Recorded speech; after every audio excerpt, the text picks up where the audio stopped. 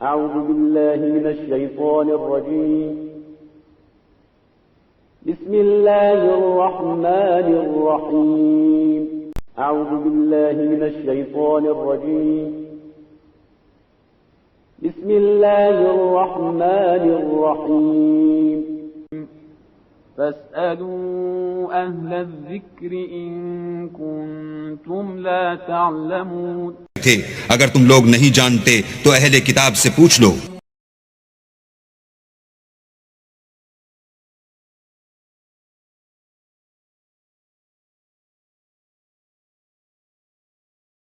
Next میں اگلی آیات کا مطالعہ ہم کریں گے. جی کوئی سوال ہو؟ جی قبلہ، میں ایک سوال ہے. جس طرح کافی پیغمبروں کا اور رسولوں کا ذکر قرآن پاک میں موجود ہے، غالباً 20-25 ہیں جن کا ذکر قرآن پاک میں موجود ہے، اور ڈائریکٹ ناموں کے ساتھ موجود ہے. کہانیوں کی صورت میں جو ان کے واقعات ہیں ان کو اللہ تعالیٰ نے قرآن میں بیان فرمایا ہے.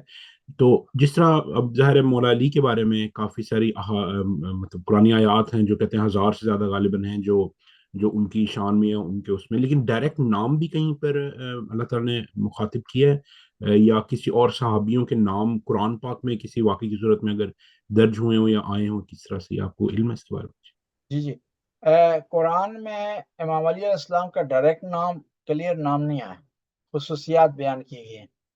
اور یہ قرآن نے ایسا کیوں کیا ہے، اس کا جو جواب علماء یہ دیتے ہیں. پہلی وجہ یہ ہے کہ قرآن کسی نام سے غرض نہیں رکھتا، وہ عمل اور کردار کی بات کرتا ہے. ایک مسئلہ. دوسرا مسئلہ ہے کہ قرآن اس لیے نام لیا تاکہ دوسرے لوگ بھی جو علی علیہ السلام نے کام کیا ان کی طرف موٹیویٹ ہو کہ یہ کوئی بھی کر سکتا ہے، اگرچہ اس درجے پر نہیں کر سکتا لیکن اس کو کوشش کرنی چاہیے. اور ایک اور وجہ ہے کہ اگر مولا علی کا نام قرآن میں ہوتا، وہ لوگ جنہوں نے 70 سال تک ممبر سے مولا علی کے خلاف زبان درازی کی ہے، وہ قرآن کو ہی تبدیل کر دیتے. خدا نے اپنے قرآن کو محفوظ رکھنے کے لیے ایسی جو ہے روش استعمال کی ہے، منہج استعمال کی ہے تاکہ قرآن جو ہے وہ محفوظ رہے. یا یہ ہوتا ہے کہ وہ نام ہی نکال دیتے قرآن تبدیل، یا یہ ہے کہ کئی لوگ علی بن جاتے ہیں، وہ جو قرآن میں علی کہا گیا اس سے مراد ہم ہیں. جس طرح ایک آدمی تھا نا، اس کا نام نصر اللہ تھا، اس نے کہا کہ جو ہے میرا نام قرآن میں.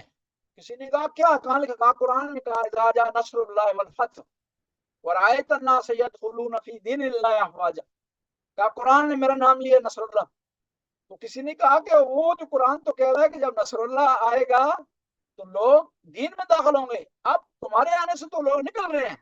کہا زمانہ الٹا ہو گیا. جی زمانہ الٹا. تو اب امام قرآن میں کسی صحابی کا نام نہیں ہے، قرآن میں صرف ایک صحابی کا نام ہے، زید کا نام ہے. وہ بھی امپارٹنٹ مسئلہ تھا، اس لیے قرآن نے اس کو تذکرہ کیا تاکہ کہیں شبہ پیدا نہ ہو، کہیں مشکلات نہ ہو. قرآن میں نام نہ آنے کی ایک اور وجہ ہے، قرآن چاہتا ہے کہ مختصر بات کرے اور کلیات دے، جنرل باتیں کرے. ان کی جو ڈیٹیل ہے وہ نبی پاک نے بتانی ہے. اس لیے قرآن میں 5 وقت کی نماز کا تذکرہ آیا ہی نہیں، 3 وقت کا تذکرہ آیا ہے. یعنی اس کا مطلب یہ نہیں ہے کہ لوگ کہیں کہ 3 وقت نماز نہیں، 5 وقت ہے. قرآن نے شارٹ بتا دی ہے، اب پیغمبر نے بتانا ہے اس کی تفصیل کیا ہے. یعنی 5 وقت کی نماز ہے. قرآن نے کہا کہ اقم الصلاۃ من دلوک الشمس الی غسق اللیل والقرآن الفجر، کہ نماز پڑھو سورج نکلنے سے پہلے، نماز پڑھو سورج ڈلنے کے بعد، اور رات کو اور صبح. یعنی عصر کا اور عشاء کا تذکرہ نہیں ہے. جی اور کوئی سوال ہے؟ جی مولانا صاحب، آپ نے بہت اچھی تفصیل بیان کی ہے، اور یہ انصاف کرنے سے ریلیٹڈ جو ہے تفصیلات، گواہ اور اس کا کس کے ساتھ تعلق ہونا اور اس کی گواہی کی امپورٹنس کے حوالے سے. جو قاضی ہے فیصلہ کرنے والا، اس کا بھی کئی ذکر آتا ہے کہ وہ بھی دو جو اگر فریقین ہیں ان کے درمیان میں مقدمہ ہے کوئی، اس کا بھی کوئی تعلق یا مفادات یا رشتہ داری ان میں سے دونوں میں سے کسی کے ساتھ نہ ہو. کہ قاضی کے لیے بھی کچھ شرط ہے کہ وہ ایک نیوٹرل یہ بندہ ہونا شرط ہے. اس کا جو ہے وہ قاضی کے لیے شرط ہے، گواہ کے لیے شرط ہے کہ وہ جو آدمی فیور میں ہے، کسی کے فیور میں اگر گواہی دے رہا ہے تو اس کا رشتہ دار نہیں ہونا چاہیے. مثال دیتا ہوں آپ کی خدمت میں کہ مولا امیر المومنین کی زرہ گم ہو گئی، اور वो ज़रा एक यहूदी के पास थी। मौला अमीर मोमिनीन अदालत में चले गए, खलीफा हैं वक्त के, चौथे खलीफा के अनुमान से ज़ाहिर तक। किसकी अदालत में चले गए? काजी शुरैह की अदालत। काजी शुरैह वो आदमी था कि जिसने बाद में फतवा दिया था इमाम हुसैन अलैहिस्सलाम की शहादत से मुताल्लिक। उसकी अदालत में चले गए तो उस काजी ने कहा कि आप गवाह लाएं। तो इमाम ने कहा कि इमाम हसन गवाह हैं, तो उसने कहा कि नहीं, आपका बेटा गवाही आपके हक में नहीं दे सकता। तो इमाम अलैहिस्सलाम ने वहां कोई बात मजीद नहीं की, और ये उसने फैसला किसके हक में दे दिया? काजी शुरैह ने यहूदी के हक में दे दिया फैसला, क्योंकि जाहिर तौर पर गवाही नहीं थी। लेकिन अमीर अल मोमिनीन क्योंकि मुनसिफ इमाम थे, आदिल इमाम थे, नहीं बोले बिल्कुल, क्योंकि चाहते थे कि रूल और रेगल लागू हो। वरना अमीर अल मोमिनीन को कौन रिजेक्ट कर सकता है? पैगंबर ने उनकी सच्चाई की गवाही दी है, हक वो है, कुरान के साथ है। ये हो नहीं सकता कि ऐसी बात करें जो सच ना हो। इसको पता था काजी शुरैह को, लेकिन जाहिर तौर पर एविडेंस नहीं थे। तो अब मामला ये हुआ कि जब अदालत से बाहर आए तो वो जो था यहूदी, वो आपके पाँव में गिर गया। उसने कहा कि आप, ए अली मुर्तजा अबू तुराब, आप सच्चे हैं, मैं झूठा हूं, और ये मैंने आपकी जरा चुराई है। यानी ये अमीर अल मोमिनीन हमें दर्स दे रहे हैं कि अदालत में असल क्या इंसाफ है, और उसमें गवाही के लिए जो शराइत है उनमें से एक शर्त यह है कि वो गैर जानबदारों को। जी बहुत शुक्रिया मौलवी साहब। ये अदालती सिस्टम आप बयान कर रहे हैं, जाहिर है कि उस दौर में 1400 साल पहले ये रसूल पाक के बाद या उनके दौर में ये स्टार्ट हो गया हुआ था या नाफिज था। ये हमारे यहाँ होता है, कोई वाकया जब हो जाता है तो उसको बाद में लोग अदालतों में चैलेंज करते हैं कि सच्चाई का पता लग सके। वाकया करबला को भी किसी ने अदालत में या उस टाइम के काजी या सुप्रीम कोर्ट में कहीं किसी ने आता है कि चैलेंज किया हो या उसको रेज किया हो कि गवर्नमेंट ने ज्यादती की है उस वक्त की, या उसके जी, हवाले से? असल में मसला ये था कि काफी अरसे तक बनी उमैया की हुकूमत रही है, वो खुद कातिल थे। किस जो है वो काजी को जरूरत थी कि वो इसका चैलेंज करे या किसास मांगे या बदले से मुतल्लक बात करे? जिस तरह हुआ है ना, हजरत उस्मान से मुतल्लक नारा लगा है, 2 जंगें हुई हैं, क्योंकि इनके जो सपोर्टर थे, इनके जो मानने वाले थे, वो स्ट्रांग थे। अगरचे उन्होंने इसलिए नहीं किया था, अपने मकासद के लिए किया था, इसलिए नहीं किया था कि हजरत उस्मान का बदला लें वो या किसास, लेकिन वो थे स्ट्रांग। यहाँ वाकई करबला के बाद 3 आदमियों के अलावा कोई आदमी नहीं था अहले बैत का साथ दे, अहले बैत की फेवर में बात करे, अहले बैत से मुतल्लक जो है वो डिमांड करे, ऐसी कोई था नहीं। एक थे इमाम ज़ैनुल आबिदीन, उन्होंने कूफा में, शाम में जो खुतबे दिए वो यही थे, यही उनका मजलूमियत बयान करना था। मजलूमियत बयान करने का क्या मतलब है? डिमांड करना है ना, और क्या कर सकते हैं।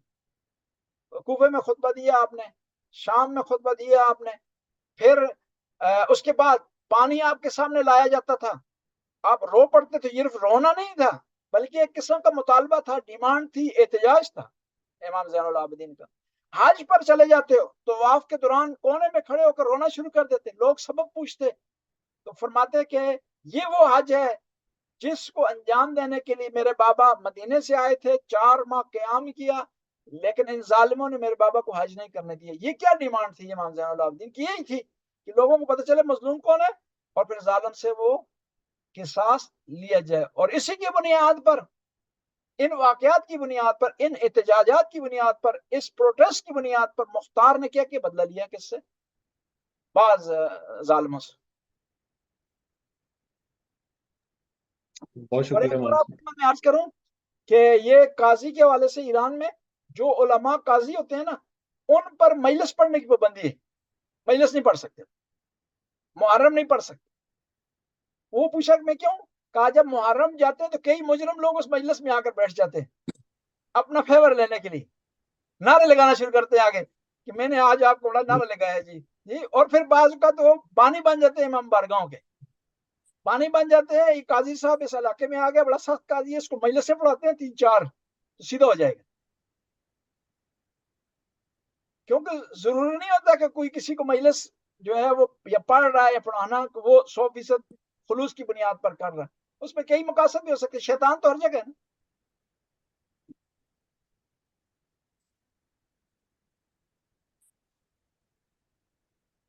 जिस सवाल के लिए हाथ खड़ा किए थे, अपना सूर्य बाजी ने खड़ा किया है, राशा साहब ने खड़ा किया है। पहले किसने खड़ा किया है? جی السلام علیکم مولانا صاحب. جی وعلیکم السلام. مولانا صاحب سوال تھا آج سے ریلیٹڈ کہ جیسا ناروے میں 12 سال کا جو بچہ ہے اس کی کہنے کہ گواہی ادھر قبول کی جاتی ہے، تو اسلام میں کتنی ایج کا جو بچہ ہے اس کی شریعت میں گواہی جو ہے وہ قبول کی جاتی ہے؟ اسلام میں 15 سال کا بچہ ہو تو اس کی گواہی قبول کی جاتی ہے، لیکن بچی کی 9 سال کے بعد قبول کی جاتی ہے. جو بچی ہے اس کی 9 سال؟ جی بچی کی 9 سال ہے اور بچے کی 15 سال. ٹھیک، چلے بہت کیوں بہت بچی کی کیوں 9 سال؟ بچی کیونکہ زیادہ فرینک ہوتی ہے، جلدی بالغ ہوتی ہے، جلدی سمجھدار ہوتی ہے، ہوشیار لائق ہوتی ہیں عورتیں.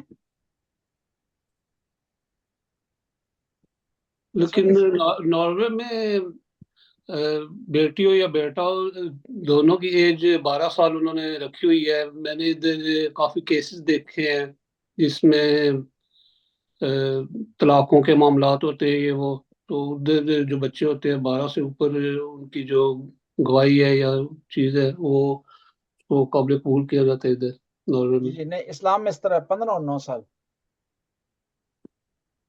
مگر یہ کہ ان کا بے وقوف ہونا ثابت ہو جائے پھر وہ گواہی ان کی اس ایج میں قبول نہیں ہوگی،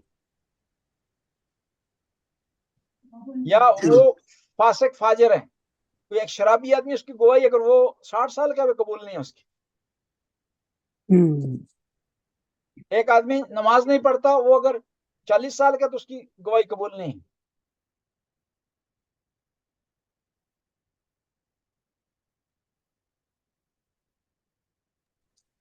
السلام علیکم ورحمۃ اللہ وعلیکم وبرکاتہ. السلام. جی بسم اللہ باجی، بہت آپ ٹھیک ہے؟ خوبصورت خیریت آپ سے؟ نے تفسیر بیان کی ہے ایک آیت کی کہ الحمدللہ رب العالمین.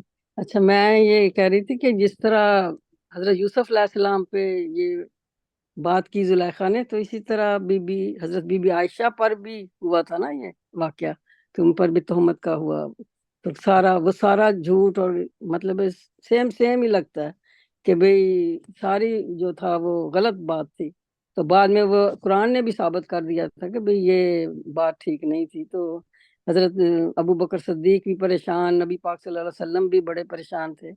تو پھر اللہ پاک نے اسے کیا کہ بھئی بی بی عائشہ جو ہیں وہ پاک دامن ہے اور سارا. تو جس طرح یہ نبیوں پر بڑے اور پیغمبروں کی مطلب ہے ہماری بی بی عائشہ کے لیے یہ کتنی مطلب ہے بڑی جرت کی بات ہے اور بڑی ان کے لیے خدا خوفی ہونی چاہیے. تو یہ بس جی استغفار یہ پڑھتے آپ ہیں. نے صحیح فرمایا ہے.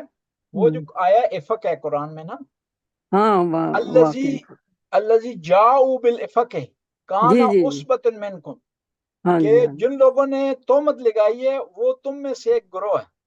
اب جی اس جی آیت کے بارے میں اس کے شان نزول میں اختلاف پایا جاتا ہے کہ ہاں جی ہاں حضرت جی ام المومنین حضرت عائشہ رضی اللہ تعالی عنہا کے بارے میں ہے یا حضرت ماریہ قبطیہ رضی اللہ تعالی عنہا کے بارے میں.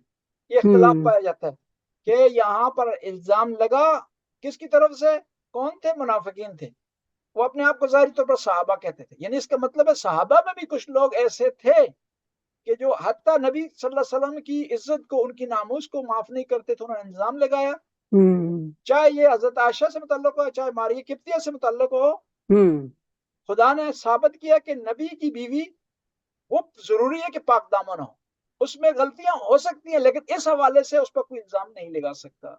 قرآن کہہ رہا ہے نا، قرآن کہہ رہا ہے کہ پاک دامن عورتیں پاک دامن مردوں کے لیے. تو اس حوالے سے کسی کو جرت نہیں ہے، اور کوئی مسلمان اپنے آپ کو کیا اور پھر نبی کی بیوی پر اس قسم کا الزام لگائے وہ مسلمان نہیں ہو سکتا. الطیبات للطیبین جی جی بس ہم جن لوگوں نے الزام لگایا تھا جو بھی تھی، خدا کی ان پر لعنت ہو.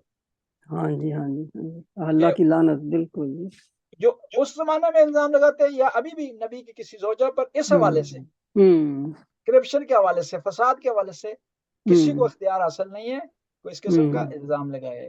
لیکن یہ بھی صحیح نہیں ہے کہ ہم یہ اعلان کریں کہ نبی کی بیویاں گناہ سے محفوظ ہیں. غلطی ان سے ہو سکتی ہے لیکن یہ غلطی نہیں ہو سکتی اس قسم. جی جس طرح یوسف علیہ السلام کا قصہ ہے کہ آپ پر اتنا بڑا الزام لگا دینا، استغفر اللہ. اور جب پھر آپ قید سے باہر آئے تو آپ نے کہا کہ آنے سے پہلے انہوں نے کہا کہ اس معاملے کو صاف کریں تو پھر میں باہر آتا ہوں. جی جی تو الزام کتنی مشرف ہے. بڑی اللہ تعالیٰ کی ان کے اوپر کتنا کرم ہے. اور اللہ تعالیٰ ایسے ہی ذہن ہمیں بھی دے کہ ہم بھی اچھے کام کریں, سوچیں, عمل کریں. بڑی بات ہے. اور خدا توفیق دے جو ہے ہم، نبی کی آل کی اور ان کے صحابہ کا احترام کرنے کی, رسپیکٹ کی سب کو.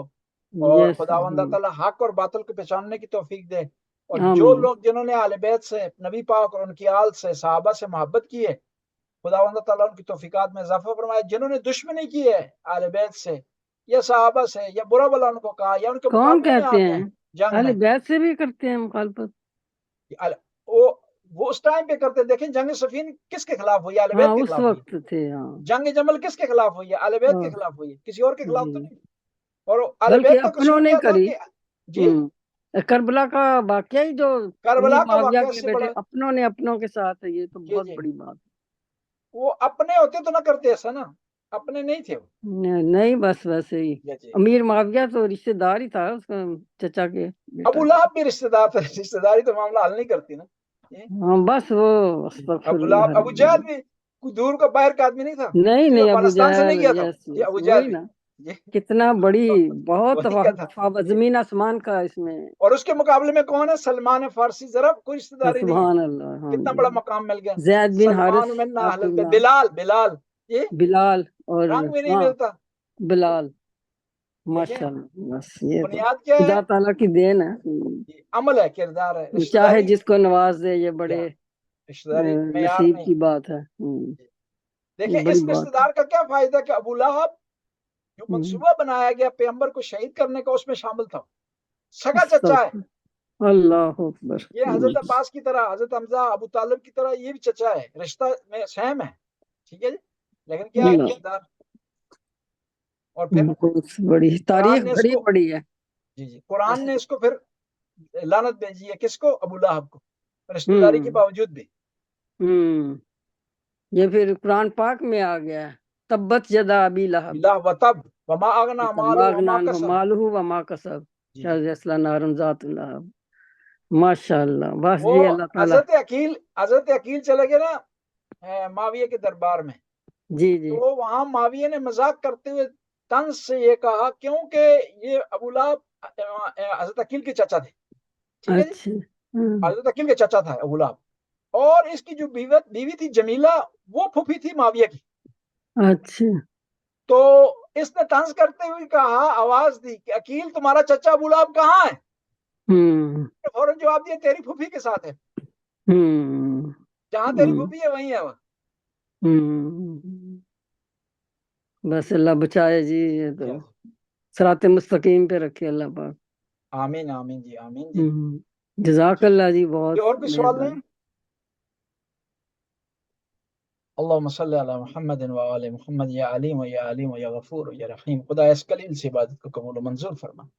ہمیں قرآن پڑھنے کی توفیق عطا فرما, ہمیں قرآن سمجھنے کی توفیق عطا فرما, قرآن پر عمل کرنے کی توفیق عطا فرما. خدا حاضرین کی توفیقات میں اضافہ فرما, رزق وسعت عطا فرما, اولاد کو نیک اور صالح بنا, مرحومین کی مغفرت فرما, ان کے درجات کو بلند فرما. یا اللہ جو بیمار ہیں شفائے کاملہ وعائلہ عطا فرما. خدایت کو غفور رحیم کرنے والا ہے, کرم کرنے والا ہے. ہمیں پیغمبر گرامی اور ان کی اہل بیت, ان کے اصحاب کا احترام کرنے کی توفیق عطا فرما. خدایا جس نے اہل بیت کا ساتھ دیا, اہل بیت سے محبت کی ہے, خدایا اس کو جنت نصیب فرما. جس نے اہل بیت سے دوری اختیار کی ہے, اہل بیت پر ظلم کیا ہے, خدایا تو بہتر جانتا, اسے جہنم کے اسفل السافلین میں قرار دے. خدایا تو غفور رحیم ہے, ہمیں اہل بیت سے محبت کرنے کی توفیق عطا فرما, دشمنوں سے برات کا اعلان کرنے کی توفیق عطا فرما. ربنا آتنا فی الدنیا حسنہ وفی الآخرۃ حسنہ وقنا عذاب النار. اللہم صلی جزاک اللہ. مرحومین کے لیے فاتحہ قبلہ اتحاد. آخر میں اپنے جو ہے مرحومین مرحومات کے لیے, اور خاص طور پر جن کے والدین دنیا سے چلے گئے ہیں, ان کے لیے الفاتحہ مال اخلاص سے والصلوات. اہل فلسطین کے لیے الحمدللہ رب العالمین الرحمن الرحیم مالک یوم الدین ایاک نعبد و ایاک نستعین اهدنا الصراط المستقیم صراط الذین انعمت علیہم غیر المغضوب علیہم ولا الضالین. بسم اللہ الرحمن الرحیم. قل هو اللہ احد اللہ الصمد لم یلد ولم یولد ولم یکن له کفوا احد.